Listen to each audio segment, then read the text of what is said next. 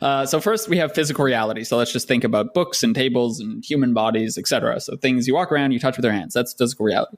Or what we're going to be saying a lot this weekend is pee-pee and poo-poo. Pee-pee.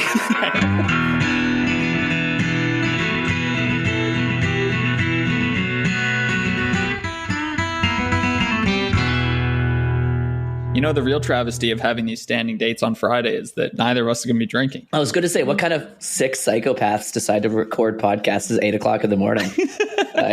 What kind of sick fucks do that? But I'm drinking coffee, but I'm just going to imagine there's actual alcohol in it. Yeah. So we're doing the potty train this weekend. And so no one can shake your hand for the next couple months while you sort all that out. Well, so no, it's like you're supposed to do this like 3-day blitz method where you basically let your kid run around naked and you just like stare at their little bums all day, and as soon as anything happens you like rush them to the toilet as quickly as possible. Oh really? And then repeat, rather than like gradually trying to do it over the course of many weeks or whatever.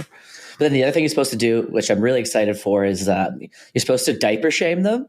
So it's like they ask for their diapers, then you're like, oh no, you don't want a diaper, do you? Like a little baby. You're a big girl. You're a big girl. You want your pull-ups. You don't want a diaper. And then just like really make like diapers associated with being like young, and like pants associated with being old.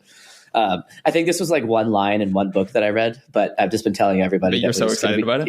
Yeah, just to like diaper shame the shit out of her. Yeah. This is so anti-TCS, dude. All the taking children seriously people are going to be so mad at you. If your kid wants to wear diapers for the rest of their life, who are you to stop? Yeah, that is a great. Yeah, it could be coercion. Who are we to say? Everything could be coercion. That goddamn. There's word. nowhere to stand. There's no place to stand to judge diaper wearing versus non-diaper wearing. But there is a place to sit, and it's called the potty, and that's where Georgia should hopefully be at some point throughout the day. But yeah, we're going to be doing it in shifts. So Helena's on the first shift. Do you have the floor covered? Do you have carpet? What happens if she just takes a giant dump? I think she's going to be taking all sorts of giant dumps, man.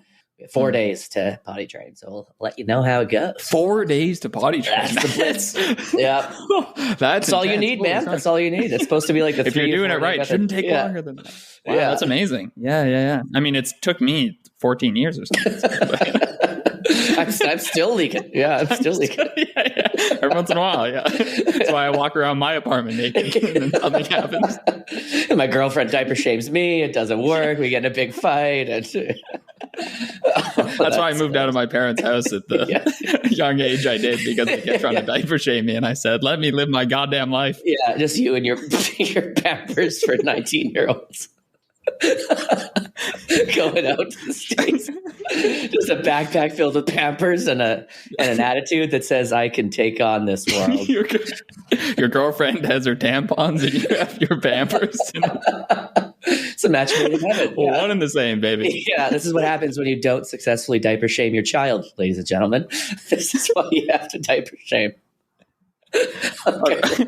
All right, the 8 a.m. podcast is off to a good start. This is what you have in store for you. Anyways, so yeah, what's going on your side? Yeah, I don't know, man. Just navigating single life. You know how it is. Well, maybe actually you don't know how it is. You've been in a relationship since you were like 3 years old. So. Yeah, I navigated it once and then never again. And then I said, fuck that shit. And I locked her down, baby. And I locked her down. The sweet age of 15. I'm like, I'm done. I'm done. 12 to 14 was a rough period of my life. So I said, never again. Yeah, exactly. Jesus, man, this is hilarious.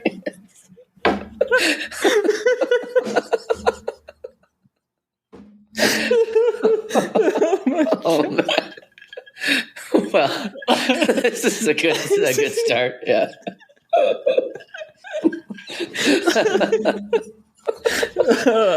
We have no serious AMA questions left. The first one, like, how do you deal with death? Let's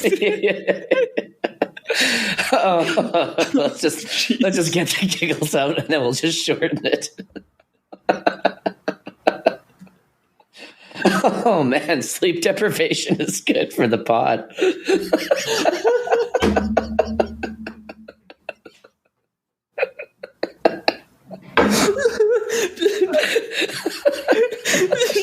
Imagine just releasing an episode in just 10 minutes. Just us laugh. Oh my God. Okay. We gotta focus. Pull it together. Like, yeah, like real adults who wear diapers. Yeah. Oh my God. So what? Oh God. So do we have a list of the questions? And are there any things on your side that you want to chat about before we? I have to say I am fascinated by the fact that you feel subjectively as if you're always solving some sort of problem. Like when you have free time to think, you're pondering. I mean, putting aside the all thoughts are problem solving, I'm just saying when you're walking around, you feel as if everything you're doing is dedicated consciously towards some sort of problem, research or relationship or podcast or whatever. And so now I'm much more aware, sort of meta aware of whether what I'm thinking about is trying to solve some particular problem.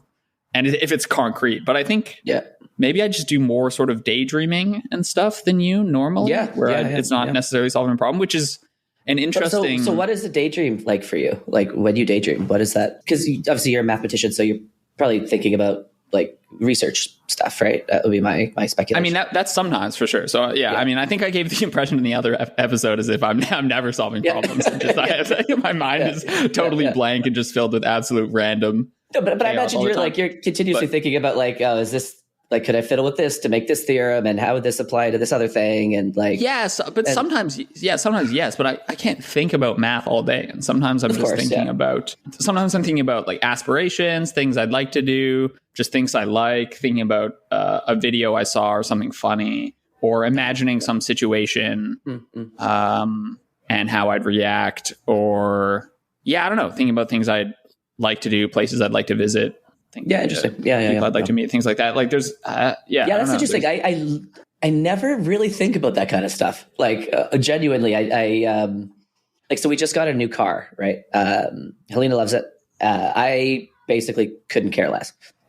Because when I'm in a car, I'm not thinking about the car at all. I'm thinking about things 100 miles away. And I also saw this interesting little tweet that someone said something like, isn't it curious that we spend all day on our phones, but no one has ever dreamt of their cell phone? I saw that too. And one, I think that's interesting. Obviously, I don't know if no one's ever dreamt of their cell phone, but if it went viral, I'm sure that was significant. And like, I've never dreamt of my cell phone, but it's because you're not thinking about your cell phone. You're thinking about the world, right? When you look at your phone, you're thinking about your friends and you're thinking about just like, for me, it's like politics and science and stuff. And so like, I literally just don't get bothered by, like, I was talking about this with Helena. She's like, oh, I'm so sorry I have to pick Georgia up today. There's like a 2-hour, you're going to be in traffic for like 2 hours. And like, I could be in traffic for 10 hours. Like, I don't care. I'm just like literally just thinking about stuff all the time. And I'm fine. Like, it doesn't really matter where I'm standing or what I'm doing, because just like thinking about cool shit. And by cool shit, I mean like, typically it's running through different arguments. So if Ben's going to say this, I'm going to say this other thing. And then, oh shit, he might say this thing. And so it's like a decision tree of a chess game kind of. But I think the more interesting thing is just the fact that, I tend not to think like, oh, I'd love to meet Shakespeare one day. Like those kind of just like speculative things. It tends to be more about something I'm working through. Yeah, that's very interesting. It's a whole angle on human experience that I hadn't really thought about before. I don't know if there's any metrics that try and capture this. For a while, there was that thing going around where some people don't have I'm trying to remember what it's called, but they don't have a voice in their head, basically. I saw that. Are you one of those people? No, I definitely have a voice in my head. Yeah. And I wish I could think more in images, but I tend not to. Like, what's your relationship to words? Like, the thing I was curious about is when you talked about how like you're just not really getting much from podcasts anymore. I was thinking about that a little bit more because one thing I get is just like if somebody uses a new word in a new context, it stands out to me instantly, and I focus on it and I download it and it becomes like something I use. And I'm curious if that's something you notice as well, or if that is because I'm just trying to figure out the similarities and differences between the way that you and I think. And so because I think I'm less visual, I think I'm much more verbal, and word usage matters a lot to me.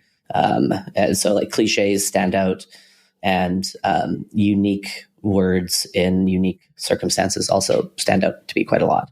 And so I'll be like daydreaming, listening to a podcast and not focusing on it at all. And then John McWhorter will say the word athletic in a unique context, and my attention will immediately go back to like what he was saying, and I'll rewind it, even though I missed the entire thing that he said before that. Just the fact that he used the word athletic in a unique context. And so like, that's one of the things I get out of podcasts is other human beings' natural dialect and the words that they use in speech stands out a lot more to me than reading a book where DFW is using all sorts of crazy words and context that he would never actually say out loud. And so that's just something else that kind of stands out to me. I'm curious if that stands out to you or not really. To some extent, yes. To some extent, no. What I will say is that I do notice that if I get very addicted to a certain podcast or start listening to it a lot, I will pick up a lot of their vocabulary mannerisms, right? But to some extent, I think everyone does this, because if you agree with what they're saying, you start to sort of parrot what they're saying in the same sort of language before you sort of fully understand it. But that's kind of the first step on the way to understand. We've talked about this before. Yeah, exactly. Okay, yeah, have we? Okay. Yeah, we're hitting that stage in the podcast where we start to repeat ourselves and no. We'll keep going. I think it was a long time ago, but this is I 100% agree with what you're saying, and just keep going. So I mean, you'll sort of start to imbibe their language to say similar things because you're not quite comfortable enough with the ideas to use your own language to describe it. And in some sense, you can't even fathom using someone else's language or using different language to describe it because it seems like they're using the absolute perfect language. So I think the most prescient example for me is someone like Sam Harris. When you first start listening to his podcasts, because he has a pretty expansive vocabulary and a very precise vocabulary, the issues he tackles have a certain signature, like a Harris-style signature. And you can tell when someone first gets into the arguments because they'll use very similar language, right? And that's not a bad thing. It's it's not a good thing or a bad thing on its own. It's just a thing. And so in that sense, I agree with you. So you get super into a set of ideas, and the people who are espousing those ideas the most forcefully, you'll typically sort of adopt their language when you're talking about those specific issues. Then typically over time, if you stay involved with those sort of issues, you develop your own vocabulary, ways to think about it, et cetera. And that changes what sort of language you use. So in that sense, I agree. So you pick up tics and vocabulary and stuff. I wouldn't say I'm as focused on the language as you are. Maybe it's not like if I'm daydreaming, then McWhorter uses a new word or an old word in a new funky way that it snaps me out of my reverie all of a sudden. That I wouldn't say that happens to me. But there's podcasts I'm sure are a big contributor to my vocabulary. There's no doubt about it. Just because it's people speaking at you all the time, and it's hard to not start to use similar linguistic tricks and whatnot. So one thing that you kind of find when you get to the end of your PhD is that whatever niche area you've been working in, there's basically no one else you can ask for advice. So you have no more teachers there. And I hate that because I always want to have teachers. And so every time I reach something like that, I field switch. So I just move to a new field and I'm like a student again. And so field switching has been a hugely important thing throughout my entire life. And that's why I'm interested in philosophy, for example. But every time I field switch and I go to some crazy new subject matter, like right now I'm starting to do this into psychology a little bit. The first thing I do is treat it like learning a language where I just get full immersion. And I just want to hear what are the salient words and concepts that this community is using. And what you do at first is just start echoing, right? So you just start mirroring it back. But if you do this enough times, then you start developing vocabulary sets that are useful in different contexts. So when I'm at a Dave Matthews show, I use very different language and very different vocabulary, and I speak in a very different way than when I'm on a podcast compared to when I'm in a stats seminar compared to if I'm talking about parenting stuff, right? And so you just develop different dictionaries that you can use and interchange. And I think that's just a really great way to start learning about things, because you pick up the language first, and then that helps you get some more of the concepts. And then you can kind of tell where people are in their stage of development based on how much they're mirroring the language. So Deutschians are really bad for this, just saying explanation all the time. I did that too. Conjecture, we all do that, and that's totally fine. But at a certain point, you want to start coming up with your own terminology, right? And so both you and I, we've never talked about this, but we will typically say things like, or if you want to put it in a Deutschian sense, and then we kind of put quotation marks around best explanation, right? Just because we're now aware that that's Deutsch's language. And that's why Deutsch was such an influential person, because he came up with his own language, right? And that's a very important stage of development. And so no shame to people who are mirroring the vocabulary, because that's what I do. That's what everybody does. But I think that's not the end destination. The end destination is to let the ideas sink so deeply into you that you can start using entirely new words to describe those concepts and have them mix with other concepts. And then it just becomes a part of who you are. So that's why I think it is so important to continuously try to re-describe things that you love in your own words. So as soon as everyone around me started saying best explanation, I basically dropped that immediately. Like I was talking about explanations and stuff before it was cool. No, just before everyone on Twitter started the hipster doing it. of explanations. Yeah. But as soon as people on Twitter started talking about that, I was like, okay, I'm not using that word in that context as much anymore. Just because I want to be very alert to when people mistake terms and words for the substantive understanding. Because I think it's too easy to just copy the language and think that if you've copied the language, you've understood the concept. And that is not at all the case. It's kind of like the first step to understanding the concept, but it's not the same thing as understanding the concept. Yeah, there's a way in which what you're saying could be interpreted as the language affects, and perhaps this is true in some sense, like the language affects the way you think about things and the way you see the world. There's sort of a strong version of that claim and a weak version of that claim. Sapir-Whorf hypothesis? Yeah, exactly. So the strong version of the claim is language totally affects how you perceive reality, and people who speak different languages actually can't commune with one another to the full extent because they perceive reality in different ways, because their brains, et cetera, have been shaped by language. So that seems untrue. And John McWhorter wrote a good book pushing back against the thesis. But there is a... Yeah, and just to introduce some terminology. So one, if the listeners want to Google this, you can Google linguistic relativity is one term, and that's the strong and the weak. But the original phrase is the Sapir-Whorf, WHORF hypothesis, SAPIR. Just some terms to search. Anyways, please continue. But the weaker claim is just that, like what you were saying, as you learn things, you learn them typically with some sort of language, whether it's mathematical language or more traditional form of language. And of course, the ways that you're exposed to the ideas influence how you think about the ideas. That's not to say over time you can't experience them or translate those ideas into other forms of language, et cetera, right? So there's still a sense in which all ideas are universal in the sense that they can be communicated to whoever in whatever language eventually. But, there is a sense in which, of course, the environment, which includes the language in which you're being steeped in various ideas, totally affects how you think about it.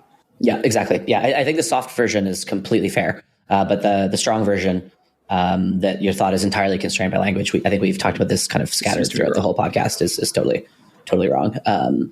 Another thing that I think about a lot that may be of some value to listeners is this notion of write how you speak and speak how you write. So what I mean by that is when you write, people who are first learning to write will tend to write in such a way that it sounds like something that they would never say out loud in 1,000 years.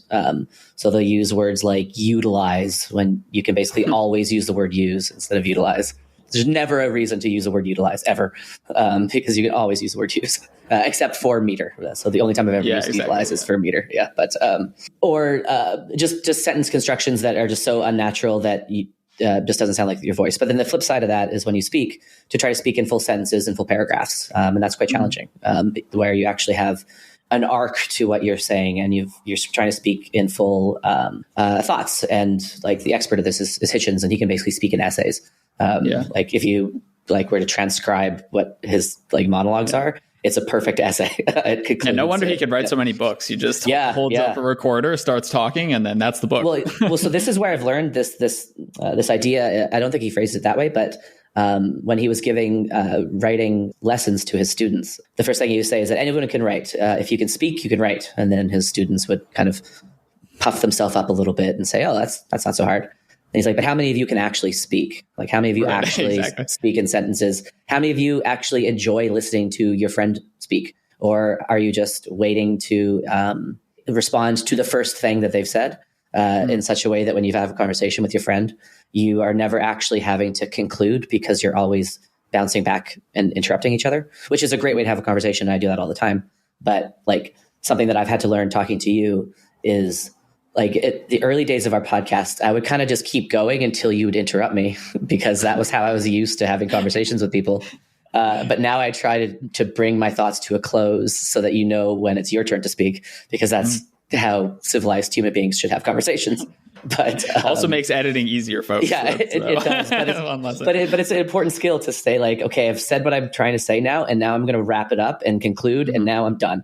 And like, how many people can say that when they are speaking to their partner or their friend, they conclude their thought first and then turn it over? I think it's very unnatural to do that. But that's part of the skill of trying to speak in paragraphs. And so the reason why I like the write how you speak and speak how you write thing is it's trying to come up with a unified voice which is distinctly your own. And in the attempt of doing that, that's when I think you develop your own language. So Deutsch has his language, Popper has his own language, Hitch has his language. And this is what the writer's voice is. And I think it's important to master those.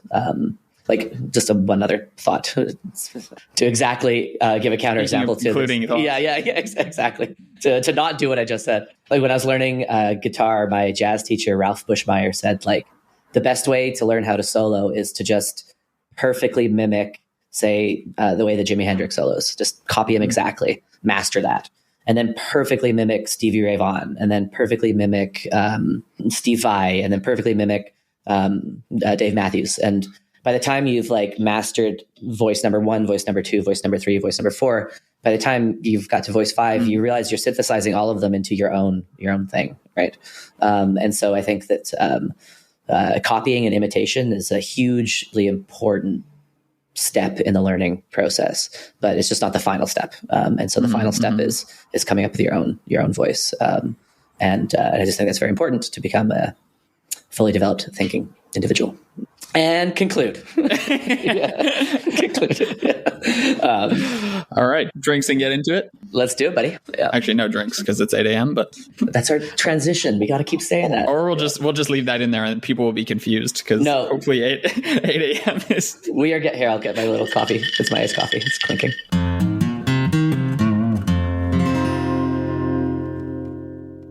Yeah, so welcome to the Increments podcast with myself, Vaden Masrani, senior research scientist at Huawei Technologies in machine learning, and my boy Benny Firefeet Chugs at Carnegie Mellon University. Let's go. PhD student extraordinaire and my buddy. And we are trying to do a better job at introing ourselves and actually making this an actual, real, formal, professional podcast. And so please find us on Twitter or YouTube, or our tiny little burgeoning Instagram page is slowly coming online. And we have Patreon as well. So just give us money, people. Just give us lots of money. Either Patreon. It's not complicated. Yeah, honestly, just as much money as you have, just give it all to us. How about that? Yeah. Take out a loan, line of credit. That's fine. That's fine. As much as you can give. Just second mortgage. Yeah, second mortgage, please. Yeah, liquidate and sell to us. And a Discord. So I think the thing that we use the most and are most excited about, or at least I love the most, is our amazing Discord community. So shout out to all of y'all. And if you want to come in there, please send us an email. We do the email thing only so that I remember joining. There was a Very Bad Wizards Discord. They just opened it up, and they chaotic. Just like people just flooded in from everywhere. And within like 4 hours, there was like an NSFW channel and everyone was posting porn, and it was just chaos.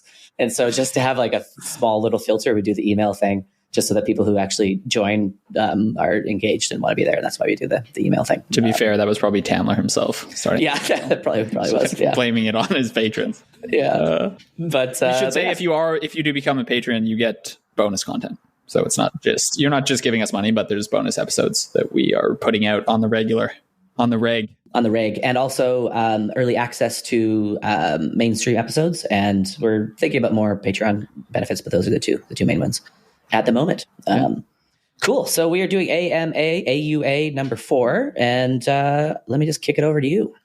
All right. So Tom Nassus asks, can any thinking take place completely independent of any certainty, explicitly acknowledged or inexplicit whatsoever? Or can we introduce alternative terms, certainty and confidence, to describe how individuals process their convictions, consent, and agreement?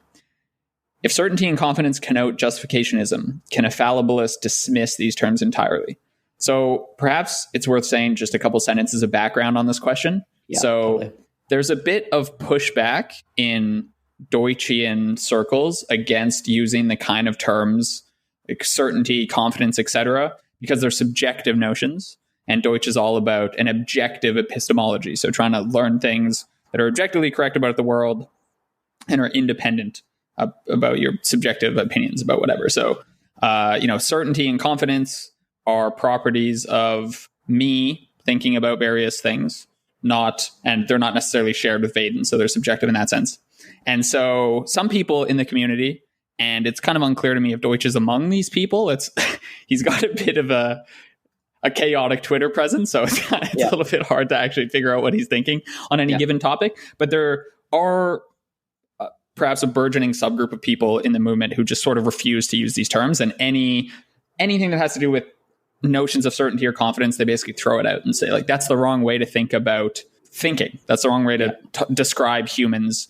Beliefs also is another big anti-word to these people, where they'll say, you shouldn't talk about beliefs of people. You just talk about best explanations and people following what they think is the best explanation without trying to use the word belief somehow. And so anyway, I'll let you answer in a second, but that was just to give a bit of background. Yeah. So I think at some point I've heard Deutsch say, I don't believe things. He uses explanations and theories to guide his thought process. And I think that Brett Hall in particular has said that he doesn't have beliefs. Brett, if you're listening, would love to have you on to talk through this a bit more, because I'm not entirely sure of your views. If you're saying that you have beliefs, but you don't act on them, or if you don't experience the psychological state of belief, or if nobody actually experiences belief and everybody actually is basing their decisions on explanations and theories. So I'm a little unclear as to your thoughts there, but I haven't listened to where you've spoke about this at length. So if I'm getting anything of yours wrong, please correct me. But Brett, you were kind of the person I had in mind when I'm thinking about this question, because I think I've heard you say that you don't use belief somehow in your thought process. So I don't know if that's who Tom was thinking about, but that's kind of who I was thinking about when I read that question, just to not hide the ball. Yeah, nice. We should say Tom actually didn't use the word belief in this question. Okay. He's mostly talking about certainty and confidence, but I think all these kind of terms kind of bundle into the same set of issues that Deutschians in particular seem to be concerned with. Yeah. So I have thoughts there, but maybe I'll listen to your thoughts first and then I'll riff off that. So maybe just to get the ball rolling, I'll say that I find it very useful to talk about certainty and belief, etc. I don't think it's useful to try and quantify these things. So these are this is the extra step that I think you in particular brought my attention to a couple of years ago, and that I've now taken up as some bizarre epistemological cause and keep yelling at people about. So, but there's a big difference between saying people have beliefs and certainties and convictions and confidence in various propositions, etc. And then going from there and saying, now, we can put confidence, we have to describe these with numbers, and we can put confidence intervals around them and all the extra stuff, right? But that first part, I find it difficult to have any sort of conversation about human psychology that doesn't talk about beliefs, right? I think people are moved by what they believe to be true. This doesn't mean you have to develop a theory of truth that's centered around belief, right? People can believe false things, but to describe why people take certain actions, why certain people find the ideas of religion compelling, and then why they take action on that basis, why you disagree with your uncle about minimum wage over dinner, talking about beliefs is extremely useful there.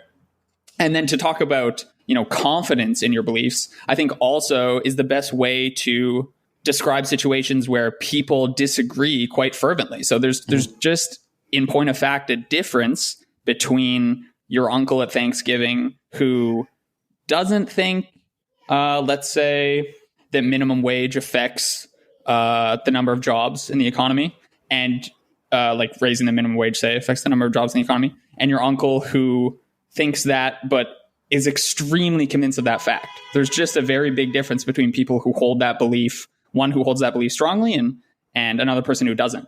And so if you throw away all these terms such as confidence, uncertainty, et cetera, you're not left with any tools to describe these kind of situations where people disagree vehemently or not so vehemently, et cetera. And you're sort of, it's just like a whole aspect of human experience that you're now all of a sudden you're going to have a very hard time describing. So I'm totally on board with using all these terms, and I think they're very real things, and to try and get rid of them, I think is a big mistake.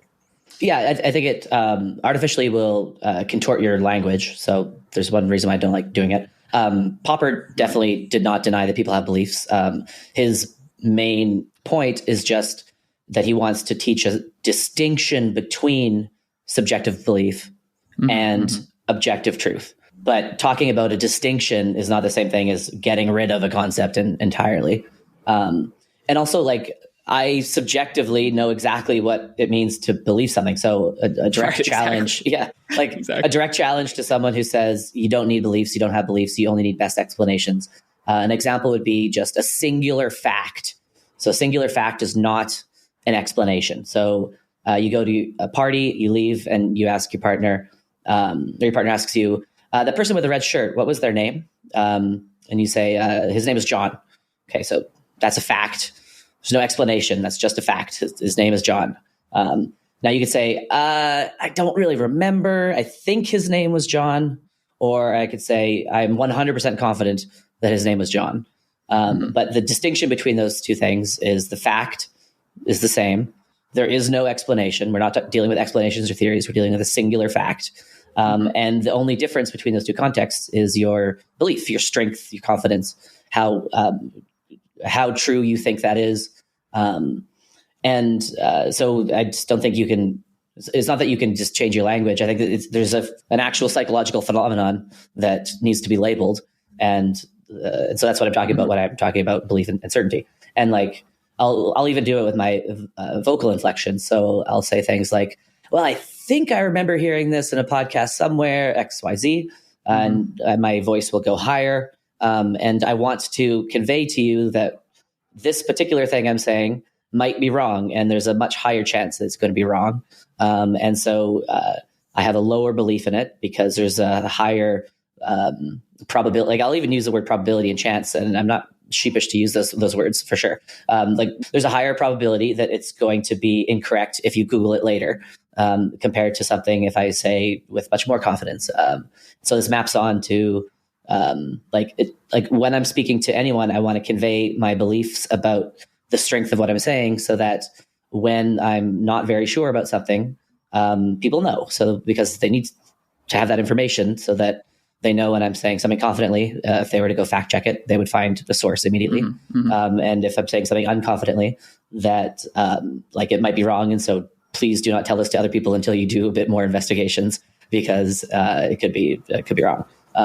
So I have no problem talking about belief and certainty and confidence and chance. Like I'll talk about chance and probability and stuff in the casual colloquial way. It's only when you get to more concrete issues like long-termism and stuff does that really matter.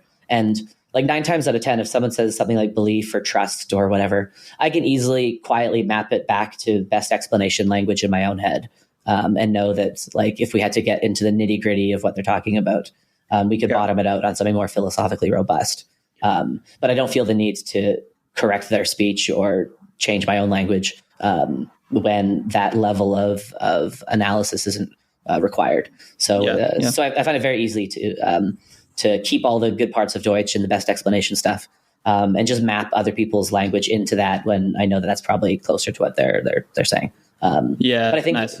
But I would add, I think that again, I'm not totally sure about Brett and Deutsch's position here. So if I'm strawmanning, please them or listeners, please correct me. If I was to guess, I think that if pressed, Deutsch would say something like, "I don't make important decisions based on belief. I make them based on explanations and theories." In which case, I would say 100%. And when I'm making any important decision, if I speak in the language of belief, really what I'm talking about is the language of like, what do I find most persuasive? What arguments convince me the most? Like I prefer talking in terms of arguments rather than explanations. Roughly means the same thing. I just feel like when you say good explanation, you are kind of requiring people have already read Beginning of Infinity to understand that. But if you say there's a good argument, you don't need to have read Beginning of Infinity to understand what I mean. And it gets us much closer to communicating what I'm trying to say. Yeah, let me possibly open up another can of worms here, which is to relate this a bit to psychology. There's been, a push maybe over the past 10 years to recognize like biases in thinking and this sort of stuff. Mm-hmm. And in particular, there's been work on humans not act in a way that does not align with their professed interests. So I'm thinking of something like Robin Hanson's Elephant in the Brain here, where he'll say, okay, what do we say we want out of healthcare?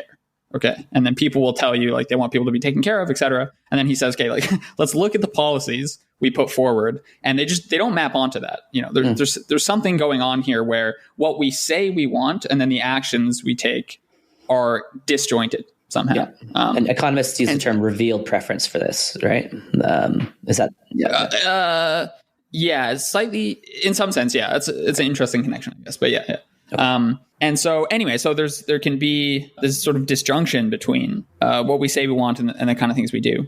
And, the Hansonian kind of thesis in the book he wrote with Kevin Simler, Elephant in the Brain, basically says that in some sense we're lying to ourselves about our own motives for things. And in the back of our head, we're doing various things, but then we sort of tell ourselves a story about where we want to go. Now, okay, so this is like a line of research and you can disagree with it, but insofar there are a grain of truths there, the only way I think to adequately describe what's going on here is to talk in terms of beliefs, right? So here we have humans, because the best explanation of what they're doing doesn't seem to factor into it. We're using... Yeah, nice. Yeah, so we're believing, in some sense, we're believing things strategically. We actually know things about the world and we know ways we want them to be, but then we're using beliefs strategically I love this. For other purposes. So perhaps to like fit into a community or virtue signal things, etc. And we fool ourselves because we're sort of the hardest persons to fool. And so if you can fool yourself, you fool other people. That's sort of the thesis of the book. And so anyway, I think I butchered that explanation a bit, but hopefully that makes some modicum of sense. Yeah. Not only does it make sense, but I think it's a great way to say why, from a Deutschian perspective, we need the concept of belief. Because what Deutsch says is that something is real if it's a posited entity that is required by our best explanation, right? So if you posit such an entity and you can't get rid of it without destroying explanations for phenomena that you see, then we say that thing is real. And that's why we have concepts like forces and atoms and air and gravity, right? Where gravity is an interesting example because now gravity no longer factors into our best explanation. Gravity is out because now we talk in terms of the curvature of space-time. And so that's just an example of when the explanation changes, sometimes you have to get rid of your concepts. But you just gave some amazing examples of places that can't and things that can't be explained without introducing this notion of a belief. And so if you try to strip that, then it will ruin your explanations of all these phenomena that Hansen has highlighted. And so from a Deutschian perspective, from specifically his realness criterion, belief is real. It's not only is it real subjectively, it's real from Deutsch's perspective, from Deutsch's epistemology. And so I just think it's a good example. And throw that over to Deutsch if you're listening. How do you deal with that fact? I'm not sure if I gave great examples. Let's maybe just talk about religion because it's sort of a simple case. But I think there's a good case to be made that oftentimes people belong to religious communities because they want to feel a sense of belonging. And actually, you could talk about any sense of community, right? So political community, online community, of whatever. Oftentimes, you might know in your heart of hearts that the sorts of explanations they're proffering about the world aren't quite tracking reality. You might know there's something wrong with this, right? Maybe you're part of a lot of people who want to like defund the police. And in your heart of hearts, you're a little skeptical, but they also happen to be your best friends and you want to belong. You want to go to dinner with them. You want to hang out. And so you sort of, you convince yourself in some sense to have this belief over time in whatever this group, the central idolization of this group is, right? So in religious case, it's some religious book. Defund the police, it's whatever it is. So you can't sort of explain these sorts here. Yeah, the best explanation is like you're consciously or maybe unconsciously sort of going against this, and so you need this idea of belief to actually be able to describe these situations. Yeah, the people within the community share a set of common beliefs, and that's one of the things that unites the community. Yeah, like the belief that a tiny little wafer literally turns into the flesh of Christ before you, as you eat it. So no, I completely agree, and so I think we can move on to the next question.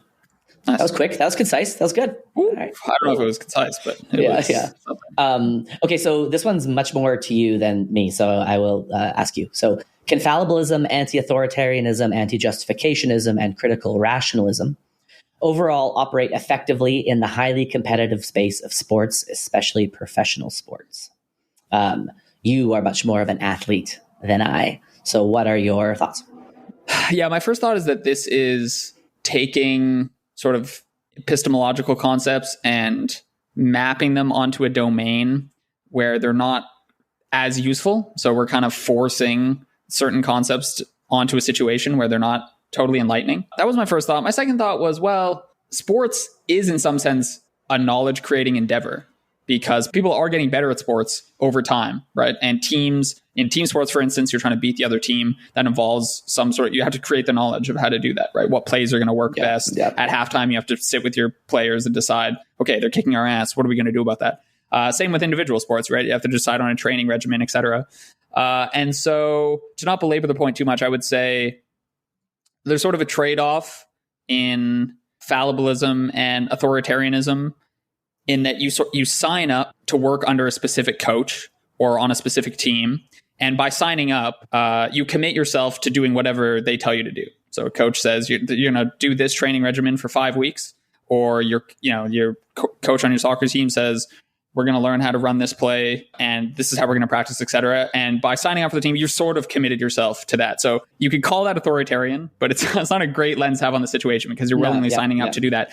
But you are saying for the period of time for which you're signed up for the sport, you're saying, I'm just going to obey like what this person says, because in the long run, I think that's going to give me the best benefits. But then that's not to say that every once in a while you step back, right? And you ask, okay, am I doing my best here? Should I switch coaches? Do I feel like I'm becoming a better player? Or the team steps back as a whole and says, okay, is this kind of strategy working? Should we switch strategies? Should we fire the general manager and hire a new one? Whatever. Yeah. And so there's sort of this give and take in sports in which, at the very highest levels, there is still fallibilism, of course, because you can always change the approach, change the strategy, change the coach, whatever. But then for periods of time, you have to just dedicate yourself to whatever the training protocol has to be, or even during a game, you have to commit to certain plays, right? In football, once someone hikes the ball and the quarterback has it, you have a play in mind. You can't just start deviating because you say, oh, this doesn't seem like it's going to work for me anymore. You have to work together as a team. And so sure, you can call that authoritarian, but you've also signed up for it. So it's not authoritarian in any strong sense of the word.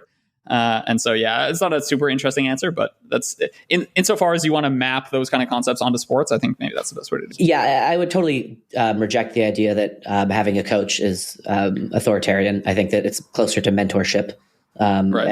There's no shame in saying, I want to work with person A because person A has all sorts of experience that I can learn from. And maybe the best way to learn from them is to just do what they say at the beginning. That's just putting yourself into the safekeeping of someone who you believe is going to teach you a lot. So here I just want to emphasize that Popperianism and critical rationalism has kind of two sides to it that I don't know if we've talked about this explicitly on the podcast, but definitely implicitly.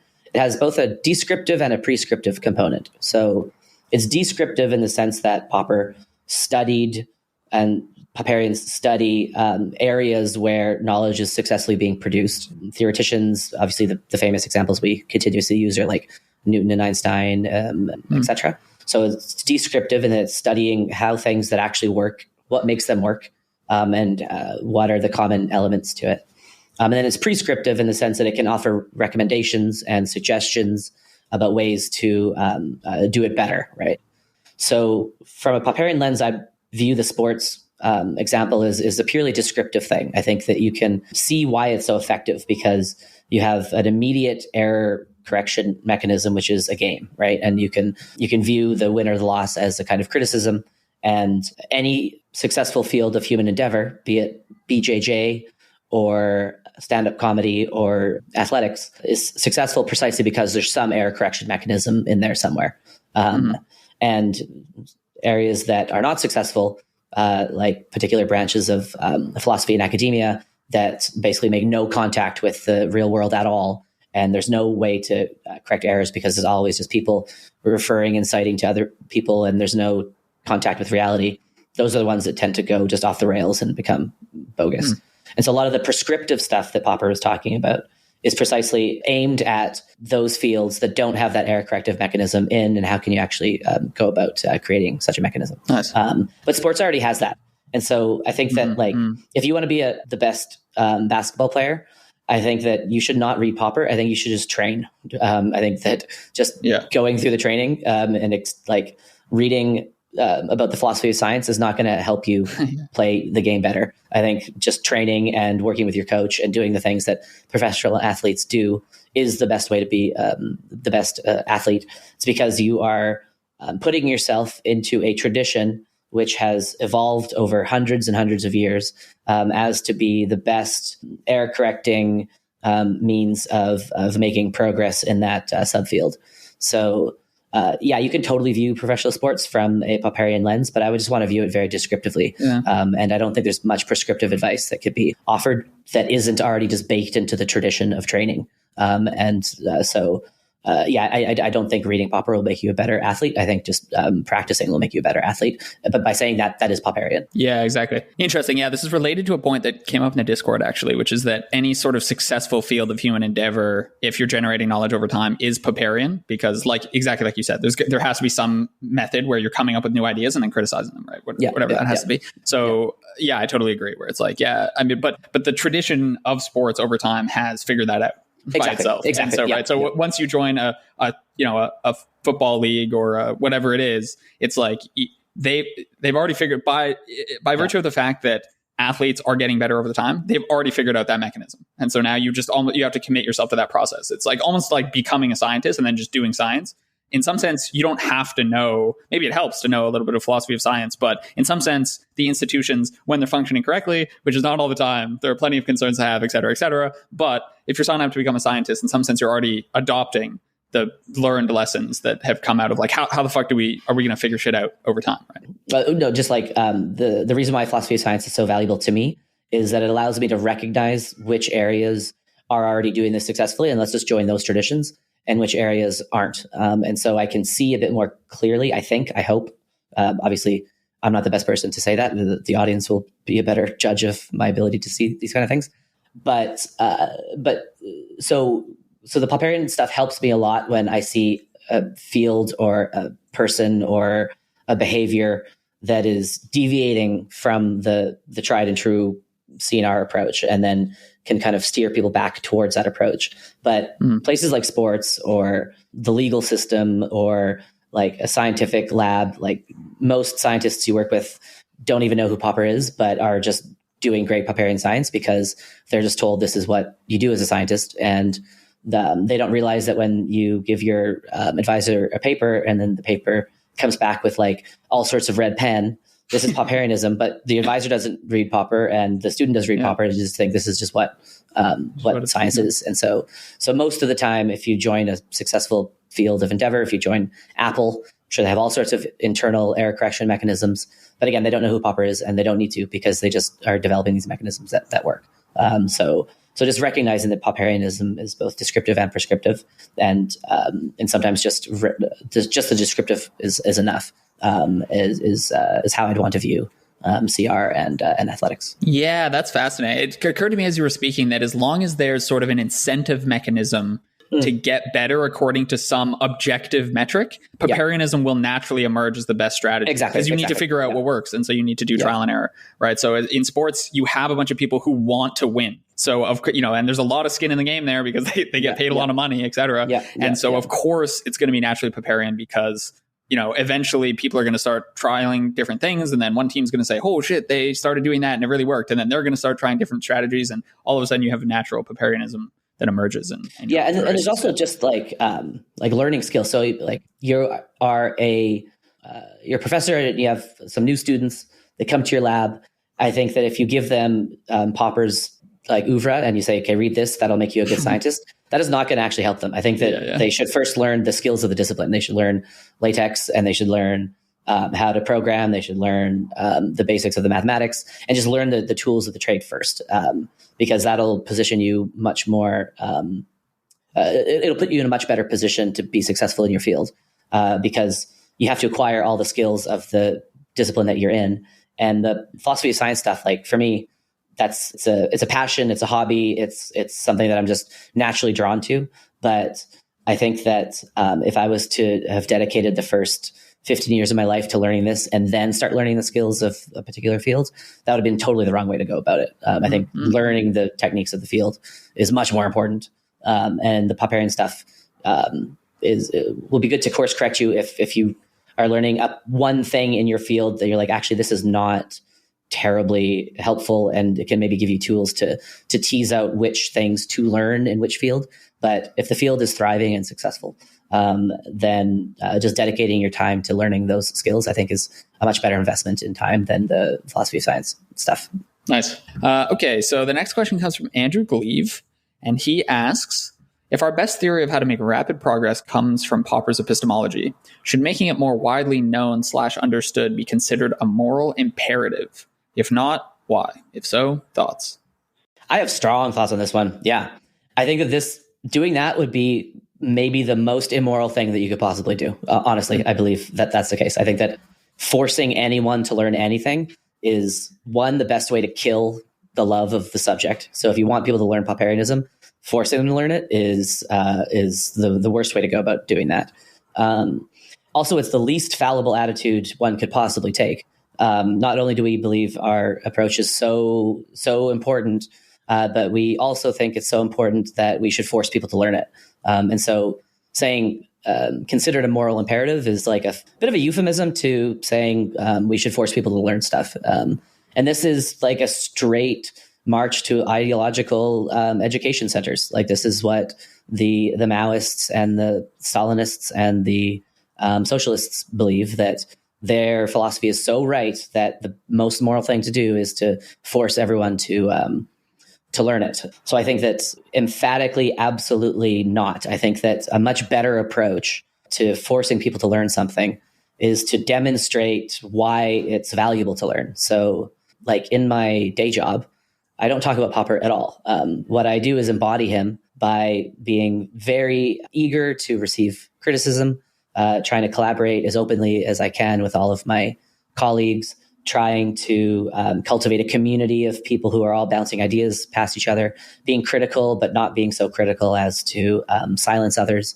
And I want people to just view me as just a good researcher. And if they say, well, how did you develop these techniques and skills? Then at that point, I maybe point them to Popper, or point them to our podcast.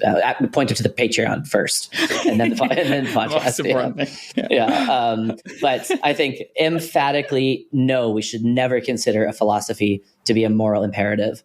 And furthermore, I don't think it's necessary, because just like we were saying, if there's a field that's working really well, be it jazz music or athletics or the healthcare system, then I think the first imperative is just to learn all of the knowledge that you can from that field. And so I think the only imperative I would want to impart to other people is learn as much as you can about as many different things as you possibly can and never stop learning. And in so doing, I think that is Popperian.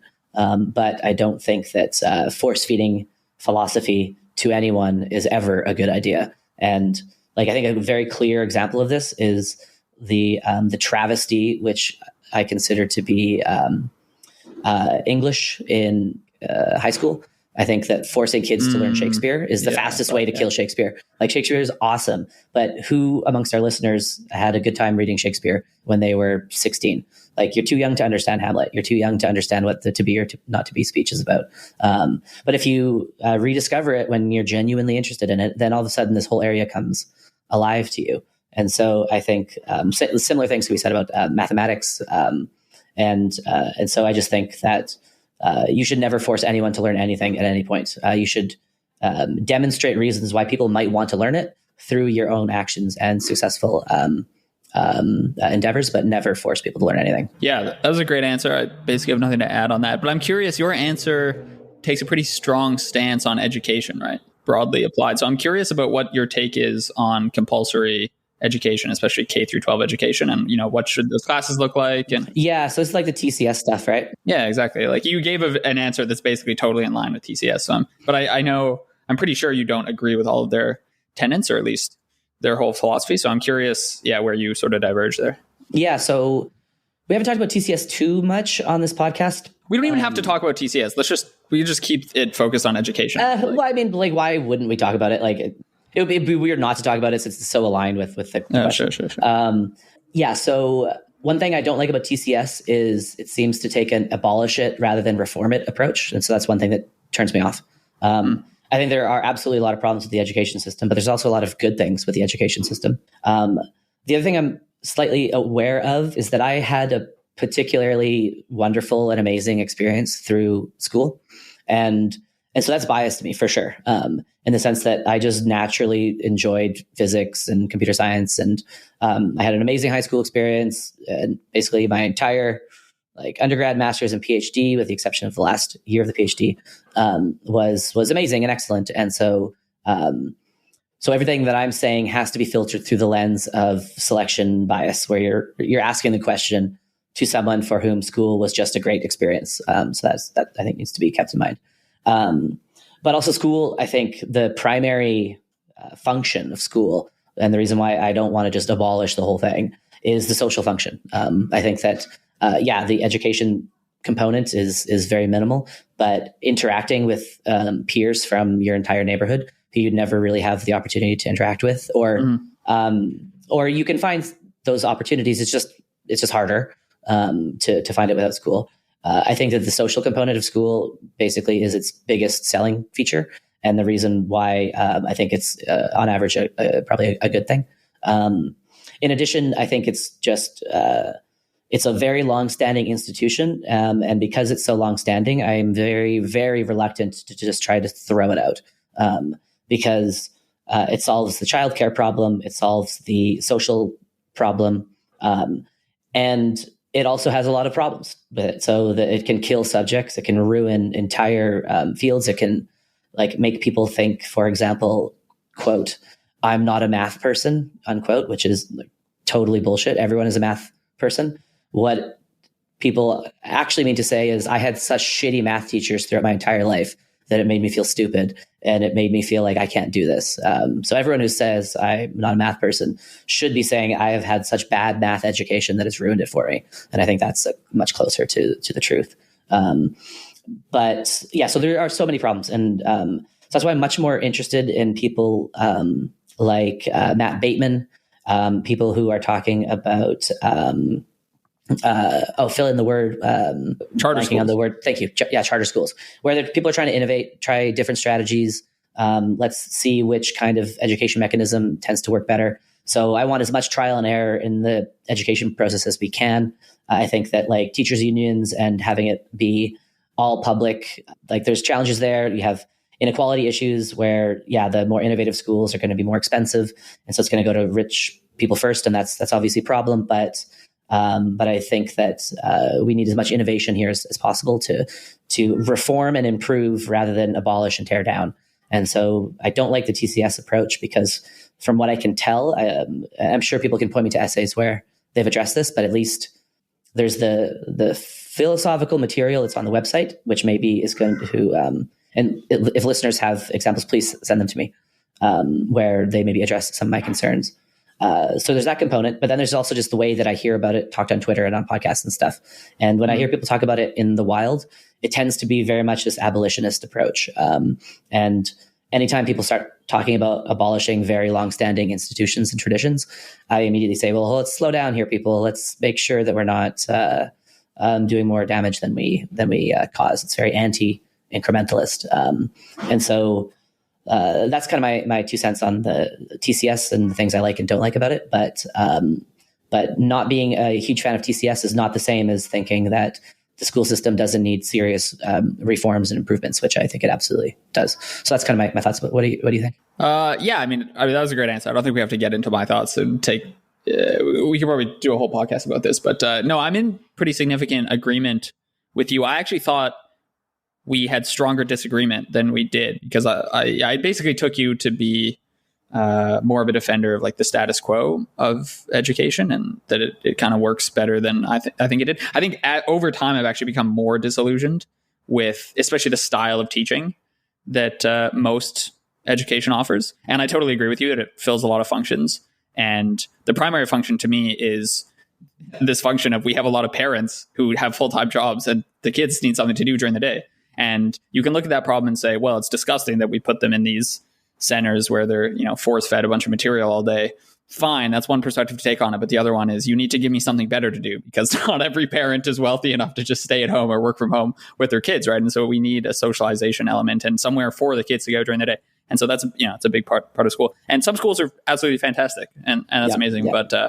But over time, I totally have become more disillusioned with the style of education. And I find that a lot of the, enjoyment and learning about subjects that I do on my own now is sort of despite the treatment they received in high school, insofar as the subjects I'm learning about now related to the ones in high school, and not because of it. Right? It's very rare that high school, and occasionally it would happen, but it's very rare that high school made me more excited about a subject, such that when I would go home, I'd want to learn more about it. And more so, it's me, exactly like you said with Shakespeare, it's me coming to topics on my own 5 or 10 years later, realizing, fuck, this is really cool. And I wish I had been sort of just given a natural leave to figure this out on my own, or just pointed to it more naturally, etc. Of course, there's issues with testing and then, selecting for colleges. And this is, there's many layers of problems here, and you can't just fix it all at once. But yeah, I think we're in pretty significant agreement there. Yeah. Nice. Actually, one last little thought on the moral imperative question. Just something I have in my notes that I forgot to mention, but just this idea that I don't think it's ever immoral not to know something. And I think that it's very easy to become frustrated with other people when they don't know something. And it's easy to take that feeling of frustration and try to generalize it up to statements about people must know the golden rule, or people must know calculus, or people must know XYZ. But I don't think that it's ever immoral not to know something, because to steal Popper's line directly, in our infinite ignorance, we're all equal, and we're all infinitely ignorant on an infinite number of different subjects. And so if it was immoral not to know something, then we would all be immoral. But I do think that we do have a moral obligation in another regard. And I think our moral obligation is to help each other. And so what that means is, I think we are morally obligated to share our knowledge when a person asks for it, or when a person wishes to know something.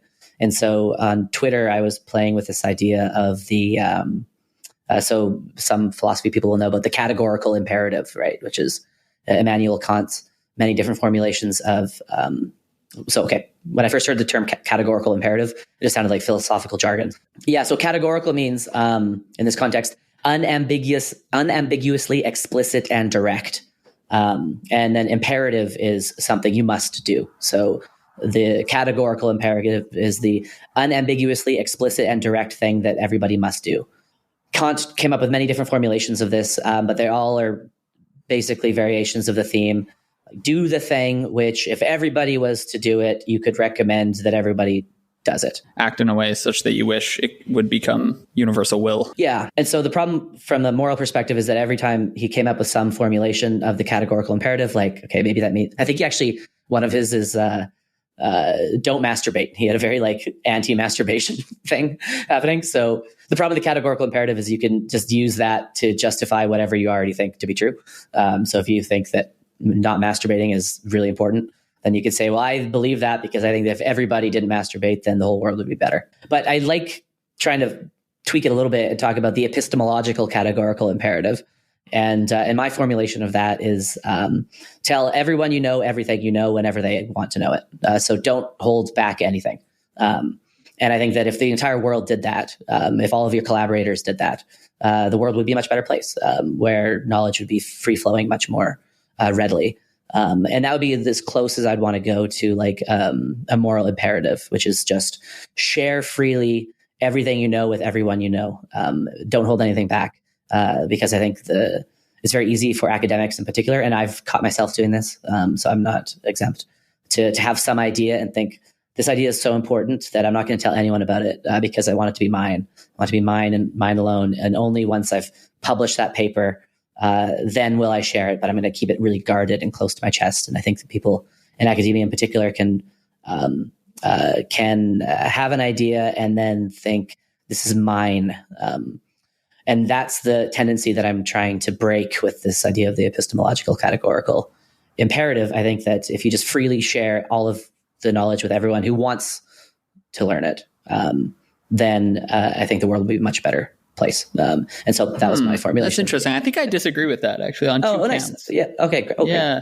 Good. So one is this notion of an information hazard, which I think normally doesn't apply to situations in which people want it to apply, but I think does apply sometimes. So an information hazard is basically that the idea that some information is dangerous to have, right? So like NDAs would be a good example of a counterexample to me. Sorry, please go. Right, yeah. So that's also a good example where you're sort of legally bound. But let's put aside the legalities, right? So you sign an NDA, then that's sort of like a legal commitment, and then you can just tell the person, I can't talk about this because I'm legally bound. So I don't view that as a significant obstacle. But there are situations in which, for example, maybe someone, info hazard has been applied a lot to virology recently since COVID-19, right? So the idea that there's, labs working around the clock to synthesize certain viruses and stuff so that they can then develop vaccines to combat them.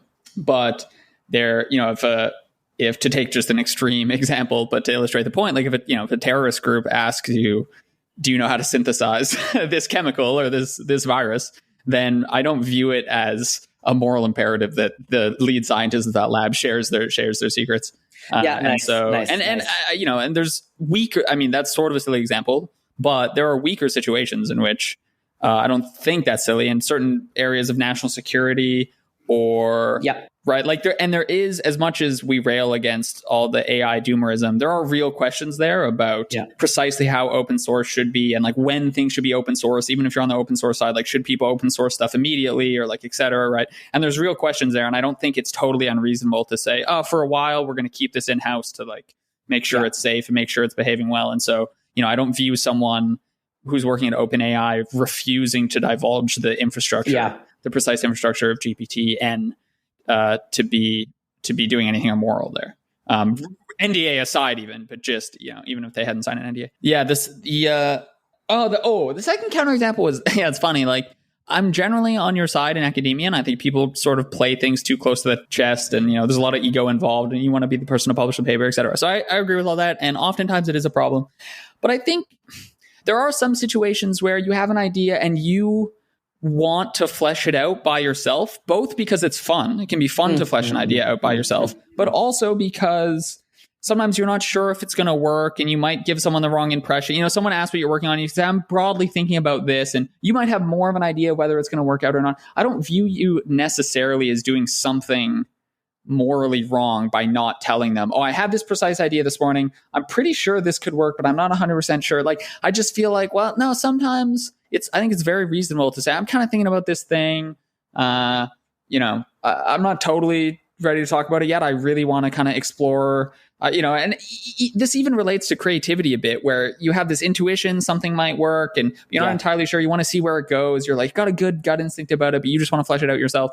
I don't think you should have to divulge that sort of information, even if someone asks for it. Yeah, I agree with both your points. Yeah, no rebuttals, no clever trying to turn every thought example into a problem for me on this particular one. And I think it's an interesting thing that moral philosophers in particular struggle with, which is that every time you come up with any sort of direct rule, categorical principle, anything, it's so easy to come up with counterexamples that would violate it, such that there will be no rule that fits all circumstances. And so I would just want to take the soft exit, which is to say, yeah, there's a lot of counterexamples. This isn't a steadfast principle. It's more just a heuristic, something to just generally try to keep it in mind, because you're totally right. Both of those examples were excellent and spot on. Yeah, I agree. Yeah, so I would just rather than trying to say, oh shit, you shot that in that categorical formulation, let's try to come up with 10 different ones that you can't shoot down. Right. Just recognize they're always going to have this kind of problem. And so rather than making it some steadfast principle that always applies, just treat it as a heuristic to keep in mind whenever it's reasonable in the circumstance. And so just soften it. Don't try to make it an absolute thing. Just make it something which in general can be useful. And I feel like if moral philosophers just took that approach, then like 90% of all of the papers and arguments would just disappear, because so much of moral philosophy seems to me to be just someone comes up with principle A, and then 10 people write counterexample papers, and then they're like, fine, let's come up with it, and no progress is ever made. But maybe just try to come up with good heuristics and things to keep in mind. I think that's just a much saner way to go about it. Yeah. Nice. So point taken. Yeah, point taken. Totally agree. Yep. Okay, so this one I think is a really interesting question. It took me a while to figure out. I'm going to throw it to you first. Sure. So I'm going to read it in full from Andrew Cleve. I'm going to set it up with the padding. So we added some background. So he says, this one's been hanging around in my notes for a couple of years. I'm not sure if it's a great question, but it's just something he's kind of been thinking about. So it's not a fully formulated question, but it's interesting. So is emergence the result of the interplay between physical reality and the reality of abstractions? So there's a lot of Deutschian language here. And I think that we should try, before we even attempt to answer the question, to unpack some of that language first. And then we can try to actually answer the question directly. But yeah, so that's my setup. I'll throw it over to you. So I'm actually going to answer and then we can unpack it. But I'm just going to say, I think I would flip it around. And I would say the reality of abstractions is a result of the interplay between physical reality and emergence. That's good. Yeah. Okay. Oof. Talk about zingy, baby. That's zing for the win. So first, I actually didn't think about trying to unpack this. Okay, this is going to be interesting. So first we have physical reality. So let's just think about books and tables and human bodies, etc. So things you walk around, you touch with your hands. That's physical reality. Or what we're going to be saying a lot this weekend is pee-pee and poo-poo. Pee-pee. The physical reality of shit all over. Of potty training. Okay, so that's physical reality. Well understood. And then we have the reality of abstractions. So here, the general question surrounding the reality of abstractions is whether we should also conceive of abstractions as real. So what do we mean by abstractions here? We mean things like that you can't go around touching in the physical world. So a song or mathematical proof. Prime numbers, triangles. Right, exactly. Yeah. So things that sort of live in our imagination, in our heads, but that still influence the world, right? So math clearly influences the world, songs, etc. So we'll keep abstraction in that sort of mental realm. There's sort of a separate question here about, so abstraction, you could also apply it to like, is hammer an abstraction? Like what's the right level to view an object at, right? You could view it as a collection of atoms. Like I'm looking at the water bottle on my desk right now. It could be equally described as a collection of atoms or a water bottle. The water bottle is sort of the abstraction there. In Deutsch's book and the way he talks about it, and then I want to reintroduce the differences between Popper and Deutsch here, eventually, the three worlds compared to Deutsch's conception. But in Deutsch's conception, by abstractions, he's talking specifically about non-physical abstractions. And so that's how he clears up the distinction between higher order concepts like chairs compared to atoms. He's specifically thinking about non-physical stuff. So just Nice. Okay. Yeah. So let's keep it in that mental realm then. And then emergence is the property of systems to display behaviors at different levels of analysis. I'll see if you agree with that. Scales. So different scales. Exactly. So you can have, let me think of a good example. You have condensation of water droplets in the sky. So if you zoom up pretty close at that, you're not going to see much, right? Because it's sort of at the molecular level and there'll just be some H2O in the sky. And then if you zoom out though, you get clouds. So you get this amazing these amazing properties of looking up at the sky, and you can see all these clouds in different shapes, etc. So in some sense, clouds is an emergent phenomenon of water condensation in the sky. If you look up close, you don't see a cloud. You have to be at a certain level of analysis to witness a cloud. And then once you have this idea of emergence in your head, you realize a lot of things are emergent properties. Consciousness, right? So consciousness is a big one. It's some emergence property of neurons in your brain. Temperature and pressure. These are emergent concepts of gases. Economies are emergent properties of people. So basically, like you've seen, or maybe the listener has seen, those XKCD cartoons where they try to, or they stratify science into the base level, which is, say, physics, and then you go one level higher into chemistry, you go one level higher into biology, you go one level higher into psychology, you go one level higher into sociology and economics. And every time you move from level A to level B, you're going to study a whole new set of properties. And where do these properties come from? They're emergent properties from the layer below. All of the properties of the periodic table are emergent properties of atoms, and then the properties of biology are emergent properties of chemistry, and so on as you go. So it's emergence is one of the most interesting open questions in science, I would say. Like, where do these properties come from? It's honestly, like, I view emergence as like the closest thing to natural magic we have. It seems like a complete mystery how you get new things coming from the complex interactions of smaller constituent things. And so for the audience, I think the important thing is, if you're analyzing a system at one level, at a sort of a smaller, often microscopic level, you won't see the emergent properties. And then you zoom out and all of a sudden you see, holy shit, this system's behaving in this amazing way that couldn't, typically it can't even be predicted from the more microscopic level of analysis. So it's hard, you can't predict economies and how economies are going to function, and supply and demand and the movement, the flow of goods and services in the economy by looking at one individual, right? It's just the wrong level of analysis. And then you zoom out and then you see all these individuals interacting. You get this complex economic behavior that is astounding, right? But that one person can't represent on their own. So back to my answer. I view the reality of abstractions as the result of the interplay between physical reality and emergence. Yeah. So here we have physical reality, and then I view emergent properties as being generated by things in reality, and that gives us abstraction. And so now I'm realizing, I think my answer depended a bit on the non-Deutschian take on abstraction. Yes. Yeah, I know. Which is interesting. Yeah, exactly. Yeah. So this is what I was going to say in my response to this question. This is why I think Popper is much better, and I think Deutsch is wrong. So the distinction between Deutsch and Popper here is that Deutsch talks about abstractions as being separate from people. Abstractions. So one way you could complicate the situation is you could say, okay, well, we've talked about going up from physics, right? If you go from physics to chemistry, but you could go down. You could go from physics down to mathematics, and you go from mathematics down to logic. And Deutsch would want to view mathematics and logic as abstractions, right?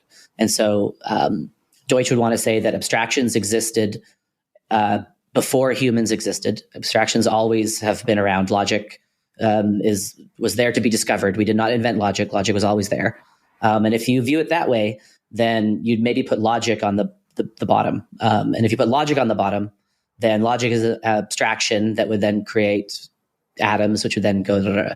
So if you view abstractions as non-human, then you could see how you would say this whole thing gets kicked off by abstractions. But I think that that's wrong. I think that abstractions, so for listeners, please go listen to our Popper's Third World episode, because that's where we dive into this. And I just think this is a clear example of why Popper's way of thinking about it is much better, because Popper views abstractions and ideas as the objective products of human cognition. So in order to understand physical material, we create concepts like the natural number system, and we create concepts like logic. And logic and the natural number system are human constructs, which then allow us to discover things within that. But as soon as you view abstractions as a mental, cognitive tool that we use to understand reality, then the question completely answers itself. Of course, abstractions aren't the cause of emergence, because you would have temperature and pressure and electricity well before you had human beings, right? So abstractions are the way that we go about trying to understand the natural world. It's our creations. Nice. And so in that sense, logic is not at the bottom or at the top. It's a big circle. So you go from biology to psychology, and psychology you go to mathematics, and mathematics you go mathematics and logic, and then from logic you go back around to physics. And so there is no hierarchy here. It's actually a big circle, and philosophy is kind of the meta abstraction that allows us to view that circle. But I think it's only confusing if you take Deutsch's lens. And so I think it's a good example of why Deutsch's view can lead to confusion, but Popper's view doesn't. So I like That's really good. question a lot. Yeah, but beautiful. We both came to the same conclusion. Yeah. And I thought we were going to have a fight about that, because I thought we were going to fight about abstractions are real and up. So we have 4 questions left. So we're almost done, folks. The end is in sight. I know we came to you months ago with questions. We honestly thought it was going to be one episode. That we're going to do an AMA episode, and that was it. But Vaden's so goddamn long-winded. Yeah, that we never bloviations and just doesn't shut up over here. Yeah. And so anyway, we should be close to done next time. You never know quite what's going to happen, but don't put it past us to do one episode per question, but to be continued. To be continued. All right, my man. See you at 8 a.m.